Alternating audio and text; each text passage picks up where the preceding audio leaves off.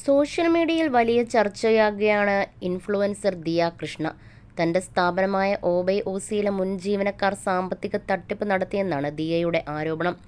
Premium ഉപയോക്താക്കളിൽ നിന്ന് 50,000 രൂപ വരെ തട്ടിയെന്നും നിയമ നടപടികൾ സ്വീകരിക്കുമെന്നും ദിയ വ്യക്തമാക്കിയിട്ടുണ്ട്.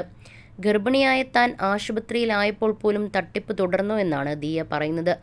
ജീവിതത്തിൽ ഒന്നിലേറെ തവണ വഞ്ചന നേരിട്ടയാളാണ് ദിയ കൃഷ്ണ. പ്രണയബന്ധങ്ങളിൽ വഞ്ചിക്കപ്പെട്ടതിനെക്കുറിച്ച് ദിയ ഒരിക്കൽ തുറന്ന് സംസാരിച്ചിട്ടുണ്ട്. ദിയയുടെ ആ വാക്കുകളാണ് വീണ്ടും ശ്രദ്ധ നേടുന്നത്. എത്ര പേർ ഹർട്ട് ചെയ്ത് എന്നെ ദ്രോഹിച്ചു പോയിട്ടുണ്ടെങ്കിലും എനിക്ക് വീണ്ടും മറ്റുള്ളവരെ സ്നേഹിക്കാൻ പറ്റി. അതിൽ എനിക്ക് അഭിമാനമുണ്ട്. ചിലർക്ക് ഒരാൾ ചീറ്റ് ചെയ്ത് പോയി കഴിഞ്ഞാൽ അവർക്ക് വേറൊരാളെ സ്നേഹിക്കാനും വിശ്വസിക്കാനും പുതിയൊരു ജീവിതം തുടങ്ങാനും ബുദ്ധിമുട്ടായിരിക്കും. പെട്ടെന്ന് റീസ്റ്റാർട്ട് ചെയ്ത ആളാണ് ഞാൻ. കാരണം എൻ്റെ ലൈഫിൽ വന്ന് പോയിട്ടുള്ള എല്ലാവന്മാരും പ്രത്യേകിച്ച് ഒരാളെ ഉദ്ദേശിച്ചല്ല പറയുന്നത്, 3-4 പേരെ ഉദ്ദേശിച്ചാണ് പറയുന്നത്. മുമ്പ് എൻ്റെ വ്ളോഗുകൾ കണ്ടവർക്കറിയാമായിരിക്കും. അവർ എൻ്റെ ജീവിതം നശിപ്പിച്ചു. ചിരിച്ചു കളിച്ച് നടന്ന് എന്നെ എങ്ങനെ കരഞ്ഞുകൊണ്ട് ഉറങ്ങാമെന്ന് പഠിപ്പിച്ച ഒരു കൂട്ടം ആൾക്കാരാണ്. അതിലൊരാൾ പുറത്തിറങ്ങി എന്നെ തെറ്റായ ആളായി ടാർഗറ്റ് ചെയ്തു. എൻ്റെ കയ്യിൽ എതിർത്തു പറയാനുള്ള കാര്യങ്ങളുണ്ടായിരുന്നു. പക്ഷേ നിശബ്ദമായിരിക്കാൻ ഞാൻ തീരുമാനിച്ചു. അതുപോലൊരു താഴ്ന്ന ജീവിതത്തിലേക്ക് പോകാൻ എനിക്ക് താല്പര്യമില്ലായിരുന്നു. ഞാൻ കർമ്മയിൽ വിശ്വസിക്കുന്നു. അതുകൊണ്ടാണ് ഞാൻ ഹാപ്പിയായും സ്ട്രെസ് ഫ്രീ ആയും ഇരിക്കുന്നത്. എൻ്റെ ലൈഫിലുള്ള എല്ലാ പ്രഷറുകളും അവരായിട്ട് തന്നെ ഒഴിവായെന്നും ദിയ കൃഷ്ണ പറഞ്ഞു.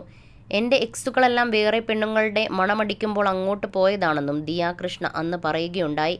ഡേറ്റ് ചെയ്തവരെ 10-11 വർഷം പ്രേമിച്ച് വിവാഹം ചെയ്ത് വാട്ട് എ ലവ് സ്റ്റോറി എന്ന് പറയണമെന്നുണ്ടായിരുന്നു. പക്ഷേ ഈ പറഞ്ഞ പയ്യന്മാർക്കൊന്നും അതിന് താല്പര്യമില്ലായിരുന്നെന്നും ദിയ പറഞ്ഞു. അന്ന് അശ്വിൻ ഗണേഷ് തൻ്റെ സുഹൃത്താണെന്നാണ് ദിയ കൃഷ്ണ പറഞ്ഞിരുന്നത്. പിന്നീട് അവർ അടുക്കുകയും വിവാഹം ചെയ്യുകയും ചെയ്തു. കഴിഞ്ഞ വർഷമായിരുന്നു വിവാഹം. ഇന്ന് ദിയ ഗർഭിണിയാണ്. ആദ്യത്തെ കുഞ്ഞിനെ കാണാനുള്ള കാത്തിരിപ്പിലാണ് ദിയയും അശ്വിനും. അശ്വിനുമായി അടുത്തതിനെക്കുറിച്ചും ദിയ നേരത്തെ സംസാരിച്ചിട്ടുണ്ട്. അശ്വിൻ സുഹൃത്ത് വലയത്തിലുള്ള ആളായിരുന്നു. അടുത്ത സുഹൃത്തുമായി അകന്ന സമയത്താണ് അശ്വിനുമായി കൂടുതൽ സൗഹൃദത്തിലാകുന്നത്. അതിനുശേഷം എൻ്റെ കഥകളെല്ലാം പറഞ്ഞു. അത്രയും എൻ്റെ വൈബുമായി സെറ്റായ വേറെ ആളില്ല. അഞ്ജലിയെപ്പോലെ വൈബ് പിടിക്കുന്ന ആൾ.